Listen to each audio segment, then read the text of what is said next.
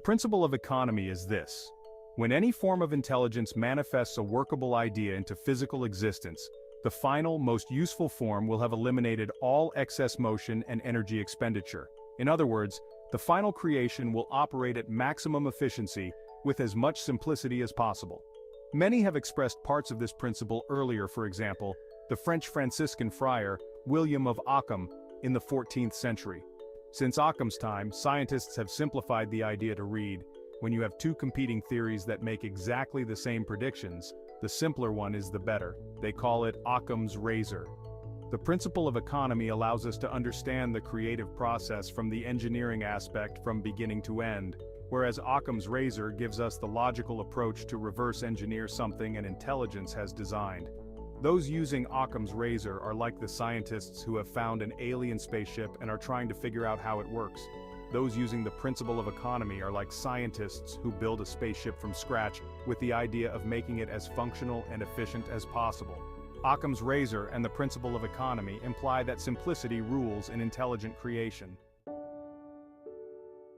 This does not mean, though, that all creation was a simple thing to accomplish or understand. A flower, for example, is an extremely complex creation. Even so, all its parts and processes function in the simplest way possible. The flower is so complex that all the scientists in the world have yet failed to reverse engineer one, yet as they look into creation, step by step, great simplicity is revealed within that which is complex. In Darwin's day, scientists thought that the cells of a flower or even a human were merely a simple mass of nebulous protoplasm. They never dreamed about the complexity of DNA, RNA, and all the intelligent electrical interplay among the trillions of atoms of which it is composed.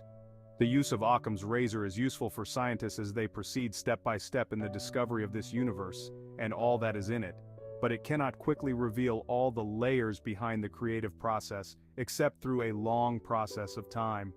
However, when discoveries are made, we always find that the principle of economy was at play in any successful creation. A computer is generally considered to be a very complex instrument, but all of its mind-boggling processing begins with the great simplicity of the binary system of just two numbers, zeros and ones. By putting billions of these zeros and ones together in the most efficient way possible for usefulness, they are able to create thousands of complex computer programs. The same goes for the creation of your body and everything in it. As we descend further and further into microcosmic matter, we cannot find anything solid.